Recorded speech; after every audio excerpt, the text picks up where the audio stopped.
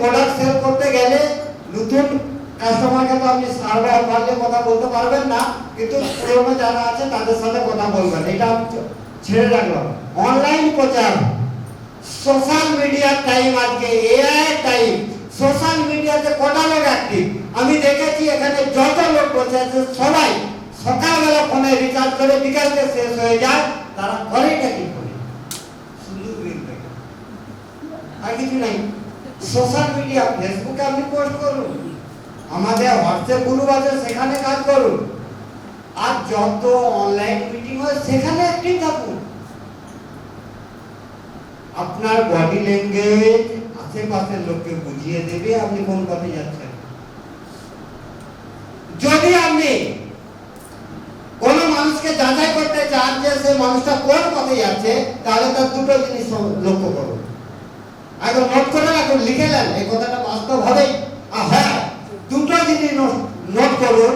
একটা হচ্ছে যে তার অতিরিক্ত সময় সে কোথায় নষ্ট করছে, আর অতিরিক্ত পয়সা সে কোথায় খরচা করছে। যদি তার মদ দোকানে সময় খরচা হয়, তাহলে সে ক্যান্সারের দিকে যাবে নিশ্চিত। অন্য কথা খরচা করলে সে আরো অন্যদিকে যাবে। যদি তার সময়টা ডিরেকশনে থাকে আর ডিরেকশনের পিছনে পয়সা খরচা হয়, সে একদিন 5 লক্ষ টাকা কামানো বলা মানুষ হবে। এই দুটো জিনিস কিন্তু যাচাই করা খুব দরকার। তা আপনিও আপনার লাইফে আপনি নিজেকে যাচাই করুন যে আপনার অতিরিক্ত সময় আর অতিরিক্ত পয়সা আপনি কোথায় খরচা করতে চান। আপনি যেখানে করতে চান আপনি সেদিকেই যাবেন। পৃথিবীর নিয়মই এটা, এই দুনিয়ার নিয়মই এটা। আপনি যেখানে সময় নষ্ট করবেন আপনি সেদিকে যাবেন। তো তাহলে আজকের পর যত অনলাইন মিটিং হয় সেগুলো আমি শিখাবো লোককে, নিজে শিখবো, লোককে শিখাবো, নিজে মিটিং অ্যাটেন্ড করবো আমি লোককে। রবিবার রাত্রি 9টা মানে আমার কোনো কাজ নেই। রবিবার রাত্রি 9টা মানে আমার কোনো কাজ নেই, শুধু অনলাইন মিটিং অ্যাটেন্ড করা ছাড়া। দুপুর 12টা মানে অন্য কোনো কাজ নেই, কোম্পানির যে মিটিং জুমে হচ্ছে আমি দেখা শুনবো, এটা আমার কাজ। নেক্সট, পুরাতন কাস্টমারকে যত্নে রাখা ও নতুন কাস্টমার তৈরি করা। পুরাতন কাস্টমারকে কেন যত্নে রাখবেন? যাদববাবু একটু আসুন। আর আমাদের নতুন সঞ্জীব বাবু একটু আসুন। আচ্ছা স্যার, সঞ্জীব বাবুর সাথে একটু আপনাদের আলাপ করানো হয়নি, করিয়ে দেই। এই ব্যক্তি 3-4টে দেশে খোঁজ নিয়েছে সোশ্যাল মিডিয়াতে, আমার 3-4টে দেশে।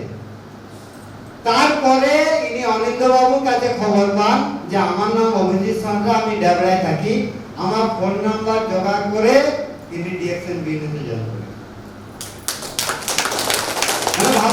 ভাবতে পারছেন, ইনি এখন আসতে দেখলাম মিটিং পড়াতে, এই মিটিংটা অ্যাটেন্ড করেন। এবারে আপনারা ভাবুন যে আপনাদেরকে কি ধরনের লিডার তৈরি হওয়া উচিত।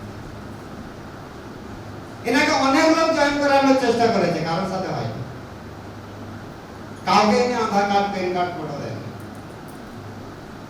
অনেক খোঁজ করে ডেবরায় এসে ইনি জয়েন করেছে। ধরুন ইনি পুরাতন কাস্টমার, ইনি প্রোডাক্ট ব্যবহার করেন, আর ইনি নতুন কাস্টমার, ইনি প্রোডাক্ট ব্যবহার করেন না। ঠিক, এনার একই পাড়াতে বাড়ি বা একই গ্রামে বাড়ি হতে পারে। এনার সাথে যদি আমার প্রোডাক্ট নিয়ে সুসম্পর্ক থাকে, প্রোডাক্ট নিয়ে ইনি খুব বিশ্বস্ত, ভালো, কিন্তু এনার সাথে আমার সম্পর্ক ভালো নেই, সম্পর্ক ভালো নেই, আমি এই ব্যক্তিটাকে প্রোডাক্ট বিক্রি করতে পারবো? পারবো? কারণ ইনি এনাকে চিনেন তো ইনি জিজ্ঞেস করবেন তুই ডিএকশন ব্যবহার করতি না কেমন রে, একই বলবে প্রোডাক্টটা ভালো কিন্তু মানুষটা ভালো না। হবে কিনা? হবে কিনা? তাহলে পুরাতন কাস্টমারকে তাকে সম্মান, তার সম্মানের জায়গাটাকে রাখা উচিত এবং প্রত্যেকটা মানুষের সাথে রিলেশন ভালো রাখা উচিত। আপনি যেই মার্কেট দিয়ে বেরিয়ে যাবেন, যত দূর যাবেন, কোনো একটা মার্কেট, কোনো একটা রাস্তার মোড়, কোনো একটা দোকান, এটা যেন জানতে বাকি না থাকে যে আপনি ডিএকশন করেন। স্যার আপনি আমাকে বলুন, আমি তাঁতির কোথায় যাই, তাঁতির কোথায় যেতে যত লোক রাস্তায় দেখা হয়, কত লোকের সাথে কথা বলতে হয়, এবং এখন তো অরূপবাবুর দোকান পর্যন্ত যেতে হয় আমাকে, তাই তো অরূপবাবু? তাহলে ওই রাস্তাতে কেউ এমন দোকানদার কোনো একটা মার্কেটে জানে না যে আমি ডিরেকশন করি না, এই কথা জানে না, এটা হতে পারে না। নেই, তার মানে ব্যবহারটা কিরকম হওয়া উচিত? যদি ইনি বলেন যে না প্রোডাক্টও ভালো, লোকটাও ভালো, এই ভদ্রলোক নতুন লোক সে দ্বিতীয়বার চিন্তা করবে কি ওদেরটা নেওয়ার জন্য? তাহলে পুরাতন লোকের সাথে সুসম্পর্ক সারা জীবন বজায় রাখা। তো নতুন কাস্টমার তবেই তৈরি হবে, নতুবা আপনি নতুন কাস্টমার তৈরি করতে পারবেন না। তারপর কি নিজের আত্মবিশ্বাস বাড়াবে, আমি যেখানে যাব, এইটুকু চ্যালেঞ্জ একদম। আমি পরে ডেমো দেখাবো, প্রুফ দেখাবো, আমার চ্যালেঞ্জ, আমি যেখানে যাব, আপনি যেই মার্কেটে দাঁড়িয়ে আমাকে ব্যবসা করতে বলবেন আমি করে রেখে দেবো। এই বিশ্বাস আমার আছে, ভয় পাই না। আমি ভয় পাই না, আমি ওকে পড়াও করি না, কারণ যখন খেতে পাইনি কেউ আমাকে খেতে দেয়নি। যখন আমি খেতে পাইনি তখন আমাকে কেউ খেতে দেয়নি। যখন আমি ভালো জামা প্যান্ট করতে পারিনি কেউ আমাকে দেয়নি। দুনিয়া যখন আমার জন্য পড়া করে না, আমি কেন কারোর জন্য পড়া বলুন? তারপর আমি ভালো কাজ নিয়ে বেরিয়েছি। যখন দুনিয়াকে আপনি কিছু দিবার উদ্দেশ্যে বেরাবেন, দুনিয়া আপনাকে দেবে, কিন্তু কিছু নিবার উদ্দেশ্যে বেরাবেন, কেউ দেবে না। ঠিক তো? নিজের প্রতি আত্মবিশ্বাসের খুব প্রয়োজন। আমি এখনই লক্ষণনাথকে নিয়ে কথা হচ্ছিল, আমাদের বিশেষ বললো, আর আমাকে তো আমাদের প্রকাশ বাবু অনেক কিছু কথা বললেন। আমি উড়িষ্যা থেকে বাড়ি আসবো, আমি প্রকাশ বাবুকে বললাম এটা কোন জায়গা? বলছে এটা লক্ষণনাথ গেট সাইডে। আমি জানার জন্য ওটা জায়গাটার নাম হচ্ছে যে বাস স্ট্যান্ডটা কি নাম ছিল সেই মার্কেটের ভিতরে যেখানে আমরা প্রকার করছি, সোলপাট্টা। তো আমি সোলপাট্টা এসে গেছিলাম বেঙ্গলে। তাহলে আমি আর বাড়ি ফিরে যাবো কেন? ম্যাডাম ছিলেন ওই দিন, ম্যাডামও ছিলেন, আপনিও ছিলেন তো ওই দিন। তো যাই হোক, তো আমি বললাম আর বাড়ি যাবো না।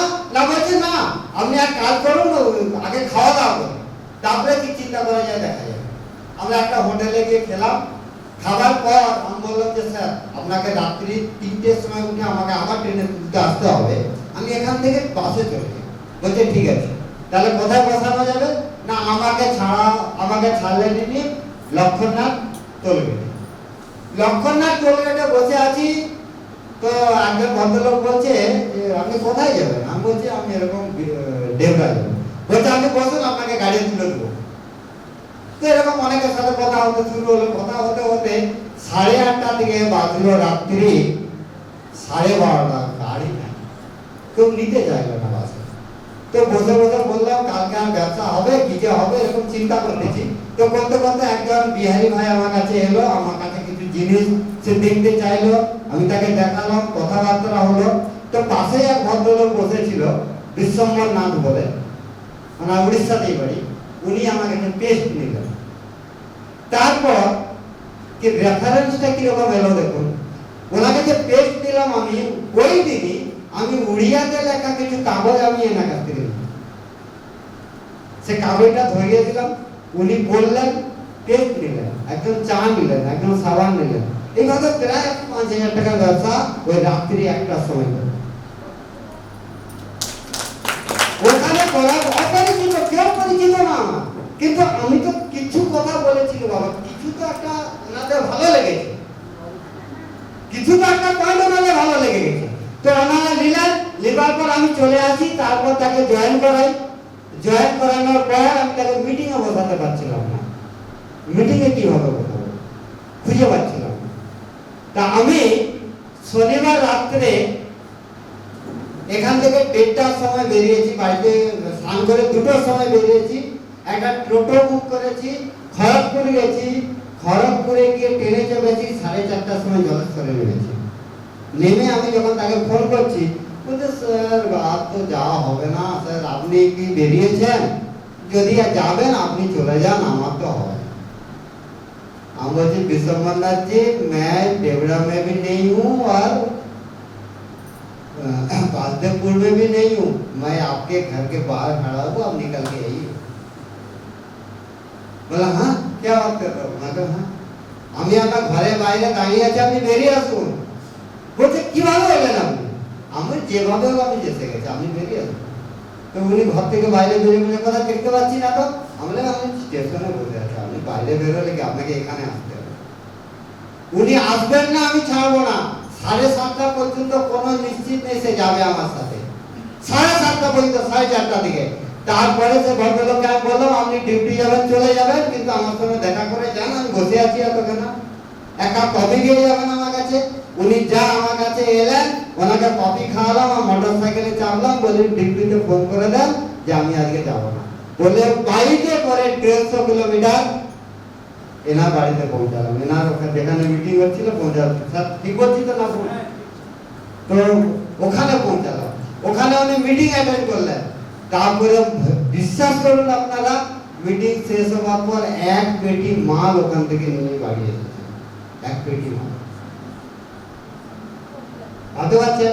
তার মানে আমি যদি ঠিক ভাবে চলি, আমার যদি প্ল্যানিং ঠিক থাকে, আমার যদি উদ্দেশ্য ঠিক থাকে, আমার যদি সবার উপরে টার্গেট হয়, তাহলে কেউ আমাকে হার মানাতে পারবে না, তাই না?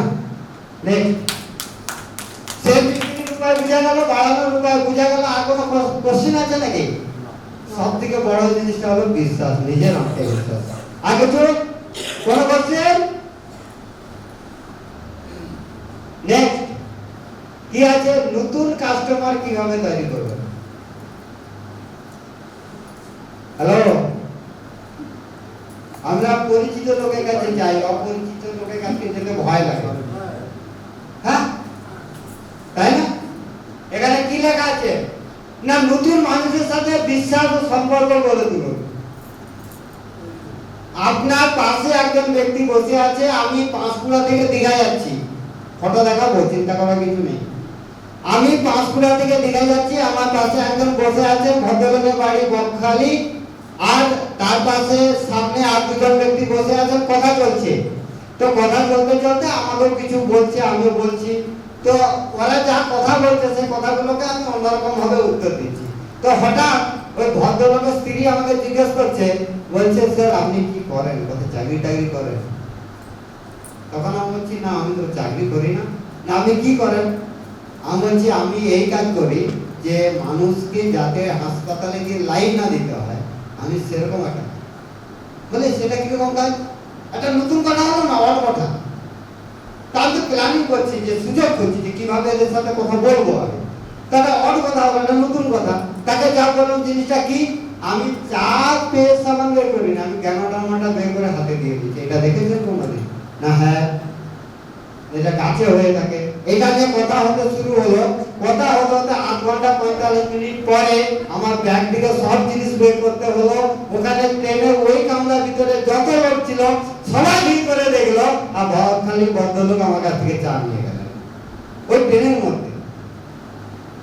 কিন্তু আমরা কয়েকবার কি বলুন তো, ভয় পেয়ে, বিশ্বাস থাকে না। কি বলবে, হ্যাঁ কি করবো, কিভাবে দেব, যদি না বলে দেয়, না বলে দিলে আর আমার কি গেল? কেউ যদি চা দিতে মানা করে দেয় কি ক্ষতি হয়ে যাবে? দেখো বাবু, আপনি কাউকে চা নিতে বললেন, আচ্ছা না বলে দিল, তাহলে আপনার কি ক্ষতি হয়ে যাবে? কিছু করতে হবে না। আর যদি ভুল করে ওই বকখালির মধ্যে কেউ নিয়ে নেয়, তাহলে কি হতে পারে? তাহলে আমরা আগে থেকে কেন লোকের চিন্তা করব? আমরা সেই চিন্তা কেন করবো যে লোক কি ভাববে? আরে লোক কি ভাববে সেই চিন্তাটা কি আমার?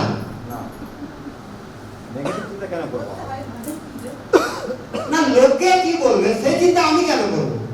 সেই চিন্তাটা কি আমার থাকা উচিত কি? উচিত কি? উচিত। ঠিক। দ্বিতীয় দেখুন, রেফারেন্স ব্যবহার করুন। নতুন লোকের সাথে রেফারেন্স। আমি ওই জায়গাতে লক্ষণনাথ টোলগেটের রেফারেন্সটা কি ব্যবহার করলাম? আমি উড়িয়া কাগজ বের করে তাকে দিলাম। উনি কি মেসেজ গেল ওখানে? উনি খুব সুন্দর হিন্দি বলেন, উনি বাংলাও বোঝেন। বাংলা বলতে একটু কষ্ট হয়, যেটা কথা বলে দেখেছি, তার ওই জন্য হিন্দিতেই কথা বলি। উনি কে বুঝলেন উড়িয়া কাগজটা পেয়ে? যে উনি উড়িষ্যাতে ব্যবসা করে। তার মানে উড়িষ্যাতে লোক আছে, তারা এই প্রোডাক্টটা ব্যবহার করে সে বইটা পড়লো, বইটা পড়ার পরে কিন্তু লিখেছে। তো ওর জন্য রেফারেন্সের প্রয়োজন আছে। রেফারেন্স কত রকম ভাবে আছে। একজন নতুন লোক এলো, তার কাছ থেকে লিস্ট করে সেই রেফারেন্সে আপনি কাজ করতে পারেন। কি আবার আপনি তার সঙ্গে একটা নতুন সম্পর্ক তৈরি করে বারবার তার সঙ্গে দেখা করার একটা সুযোগ তৈরি করে কাজ করতে পারেন। আবার আপনি আমার মতো পেপার ধৈর্য কাজ করতে পারেন, করা যেতে পারে। কারণ ওই দিন কয়েকটা যোগ ছিল যে আমার ব্যবসা ভবিষ্যতে শুরু হবে। কেন উনি আমাকে লক্ষ্যনাথ গেটে ছাড়লেন, কেন আমি এনার কাছে উড়িয়া পেপার নিলাম, এর আগে কোনোদিন নেইনি, তাই না? তো আমারও হঠাৎ মাথায় কেন এলো যে বেকার কেন বসে আছি, কোথায় বলি লোকগুলোর সাথে। কাজের লোক যারা হয় তারা কাজ ছাড়া থাকতে পারে, এটা সব দিন জানবেন, তাই না? पीने वाले को पीने का बहाना चाहिए। যারা মদ খায় তাদের মদ খাওয়ার বাহানা দরকার, সেটা আনন্দে হোক আর দুঃখে হোক। তার মা মরে গেল, তার বউ মরে গেল বলতে দুঃখে খাচ্ছে, আবার বিরাট আনন্দ হলো বলতে লড়াই লেগে গেছে তাই খাচ্ছে। তো বাহানা দরকার, তাই না? সোশ্যাল মিডিয়াতে সক্রিয় থাকা, সোশ্যাল মিডিয়া ওখানে ব্যবহার করার প্রয়োজন আছে নতুন ব্যক্তির কাছে। তাকে ফোন খুলে দেখান ডিরেকশনটা ভারতবর্ষে কিভাবে চলছে, ভারতবর্ষের লোক কে ব্যবহার করে, আপনার কাছে কারো ভিডিও আছে কিনা, এইগুলো দেখানো কিন্তু খুব প্রয়োজন। এবং আপনাদের যে কন্টিনিউ মিটিং আমাদের হয় সেই লিঙ্কগুলো তাকে দেওয়া দরকার। নিজের আত্মবিশ্বাস না থাকলে কিন্তু কথা বলতে পারবেন না, পারবেন কি? পারবেন না।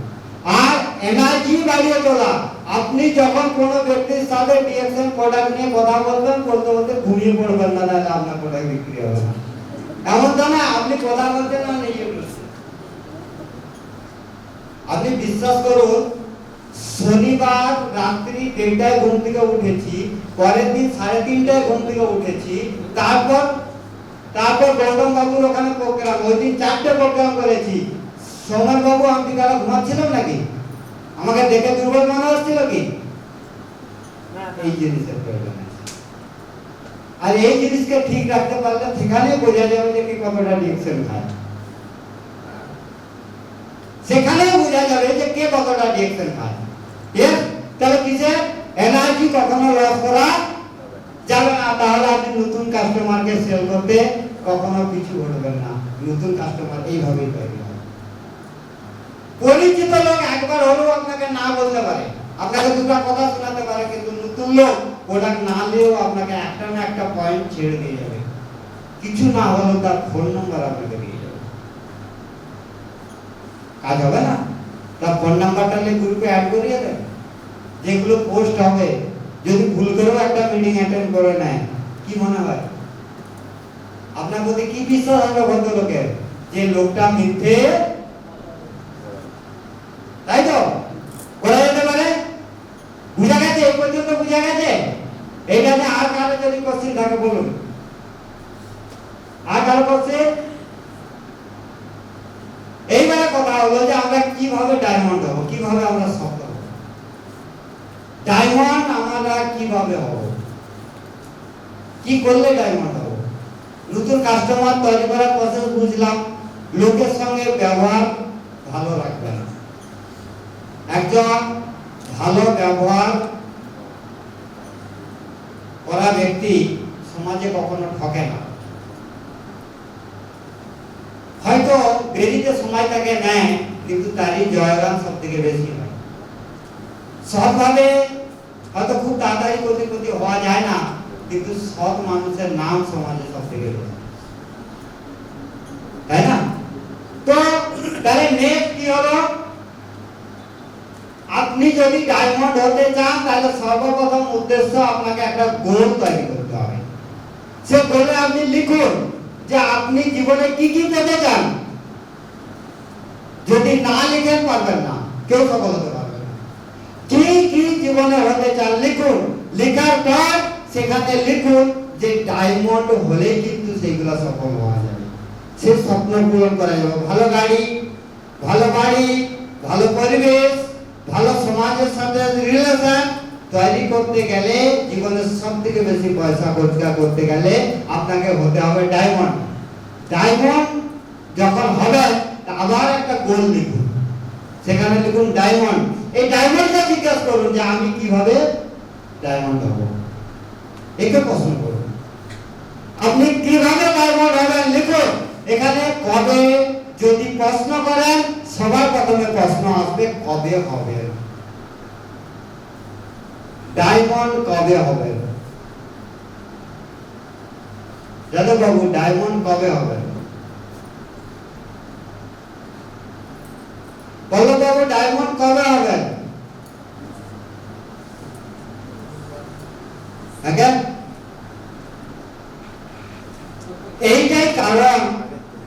এটাই কারণ আপনি কারোর সাথে প্রেম করেন, কিন্তু বিয়ে কবে করবেন সিদ্ধান্ত নাই, মানে আপনি জানেনই না বিয়ে আদৌ করবেন কিনা। তাহলে সেই প্রেমিক থাকবে আপনার সাথে, প্রেমিকা থাকবে আপনার সাথে?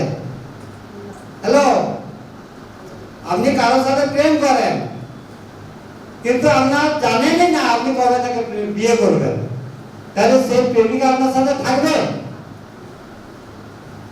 থাকবে কি? তাহলে ভুল হচ্ছে না ঠিক হচ্ছে? কি হচ্ছে? ভুল হচ্ছে। তাহলে আগে সিদ্ধান্ত নেন, লিখুন যে আপনি কবে ডায়মন্ড হবেন, লিখুন 6 মাসে কবে, আজকেই লিখে ফেলুন কবে ডায়মন্ড। আমি প্রত্যেকে খাতা পেন আনতে বলেছিলাম, আজকেই লিখুন যে আপনি কবে ডায়মন্ড হবেন। যদি ডায়মন্ড আপনি হতে চান তাহলে আমার চ্যালেঞ্জ যে আপনারা কেউ সহজে হতে পারবেন না, কারণ যেই বাধাগুলো আমি অতিক্রম করেছি এসেছি, সেই প্রত্যেকটা লোককে সেই বাধা অতিক্রম করতে হবে। সেই বাধা অতিক্রম করতে হলে তাহলে কি কি বাধা আসতে পারে সেটা লিখুন।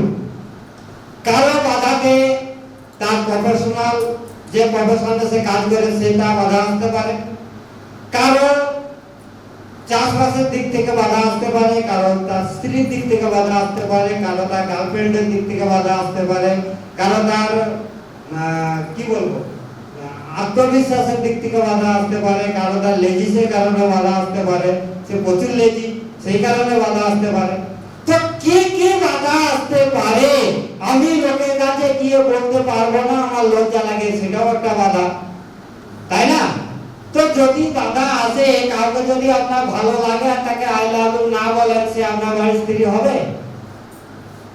ভালো লাগলে বলে দেন যাবে না আগে, নাহলে তো সে অন্য কারো হয়ে যাবে, তাই না? তো তাহলে যদি কি কি বাধা আসবে সেটা লিখুন। সেই বাধাটা লেখার পরে আপনি নিজে নিজে প্রতিজ্ঞা নেন যে আপনি কিভাবে সেখান থেকে ওভারকাম করবেন। যদি এই জিনিস না হতে পারে তাহলে কোনোদিনও সাকসেস হওয়া যাবে না। যদি আমার টার্গেট থাকে যে আমি ডায়মন্ড হব 2025 ডিসেম্বরের মধ্যে, তাহলে রাত্রি 12টার সময় উঠেও আমি কোনো মিটিং এর প্রস্তুতি করব।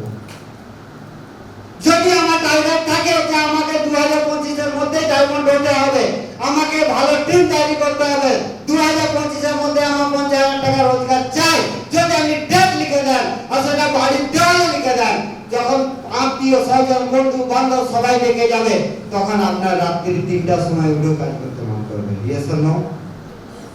সেই জিনিস নেই বলেই আমরা সাকসেস হতে পারি। কোনো টার্গেট নাই, জীবনে বেঁচে থাকার কোনো উদ্দেশ্যই নেই।